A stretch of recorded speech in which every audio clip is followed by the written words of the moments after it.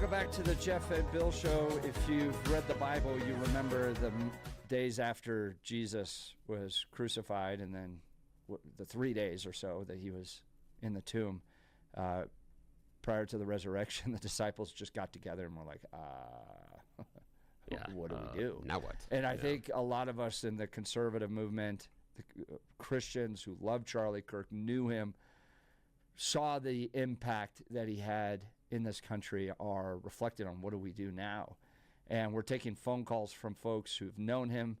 One of them is Weston Imer.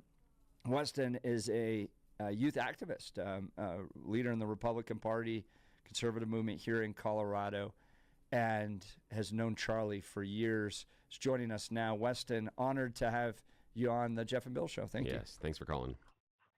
Yeah, thank you, guys. It's a sad day to be with you, but a pleasure at the same time. And hearing Congresswoman Boebert talk about her story with Charlie was very hard to follow. Charlie was a dear friend to all of us, especially you, Jeff. And knowing just the tremendous loss we all feel this morning, while I was waiting to join you guys, I was scrolling through X, and I was consistently seeing posts from people from across the country saying, anyone else having trouble sleeping tonight? And that could not have been more true for me. I was petrified to go to bed last night because I was afraid of what else might break in this story. And this morning we saw that President Trump announced that he'll be posthumously awarding the Presidential Medal of Freedom to Charlie. Wow. And also have seen that they've recovered the weapon and have a lead on the shooter, and just all of these things happening in such a short time this morning, but nothing greater than that Medal of Freedom announcement. I'm so glad to hear that, and I'm grateful you're sharing that news with us. That's Weston Imer. Weston, you had mentioned private conversations you had with Charlie. I was amazed at his accessibility because I was with him when he started Turning Point. I sat on an advisory committee and watched this great organization grow. And the guy was meeting with the President of the United States and then would take a text or call from me. And you're just like, I'm not in the same universe. I know that. Talk to us about Charlie's accessibility to you and some of the personal conversations you had with him. Yeah, of course. One of the first times I met Charlie was up in Boulder County. He spoke at a Lincoln Day dinner there many, many years ago. And that was one of the first times I had met him and seen him. And obviously the Western Conservative Summit was another time that I got to introduce myself to Charlie. And after that first time seeing him at the WCS, I remember the following week he reached out to me, and Marcus, who used to be the regional rep out here, reached out and said, hey, Charlie wanted me to get in touch with you about starting a chapter. This was in Turning Point's infancy, and no one had really started anything out here in Colorado. And I was homeschooling at the time. And I was like, well, how am I supposed to start a chapter when I'm homeschooling? And they said, well, we want to see if you can crack the homeschool nut, because that's the one nut we haven't cracked. We've cracked high school, we've cracked college, we can't crack homeschool, and we're hoping you can help. And so with that, I started the Jefferson County Activism Hub, which was one of the first Turning Point chapters in Colorado. And we grew, we brought in other homeschoolers and other kids that, either their school had refused to have a chapter, would not allow Turning Point on campus because they were radical. And we brought people together from all over the county and all over the state. We brought people to the Student Action Summit in Florida. We brought people to America Fest. We engaged my generation on that grassroots level, thanks to Charlie pushing me to do it. And over the years, I remained active in Turning Point up until right around 2020. But at one point, I had received an invitation to attend the Chapter Leadership Summit in Phoenix at Turning Point headquarters. And this was a very exclusive event. I mean, not many chapter leaders ever got to go with it, because you got to go for a week and spend, 3 or 4 days at Turning Point headquarters, learning from Charlie himself and Tyler Boyer and all of those people. And at the end of that summit, with the 100 chapter leaders or so from across the country, I had the opportunity to sit down with Charlie privately, and we met for over 2 hours. And in that meeting, we talked about how we were going to engage my generation come 2020, and how we were going to engage homeschoolers because we believed they were the most conservative children out there, compared to high school. And he gave me resources and tools and the help that I needed, and gave me his phone number at that meeting. And we stayed in touch ever since. And in that meeting, I remember him specifically saying, and my mom would back me up on this because she was in the meeting too, but he said, "I see myself in you, and I think you can accomplish great things in your life if you stay true to God and your conservative values." And I have been replaying that meeting in my head ever since I heard the news yesterday. And my heart goes out to Tyler Boyer and the Turning Point family and Erica and the kids and everyone that ever knew him, that we are feeling this loss harder than most.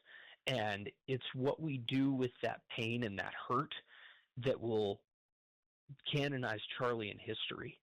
And I think the best way we can do that is to turn to God and ask him to forgive this world for the hate the hate-filled world it has become.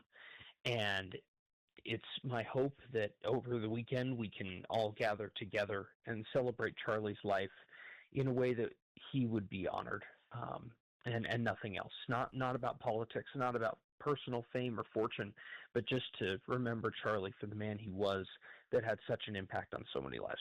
That voice is Weston Imer, local younger Republican activist. I say that because of how old I am, and starting some of the chapters here of Turning Point in Colorado. It's great to speak with you this morning. Now, I know, Weston, you look at me and you're like, what's that old guy? I want to have your reflection, being a young conservative, on the void that Charlie Kirk's death leaves, and is there any possibility of filling the void? There's never going to be a one-for-one replacement, but just in these early hours, what kind of a path forward does Turning Point have?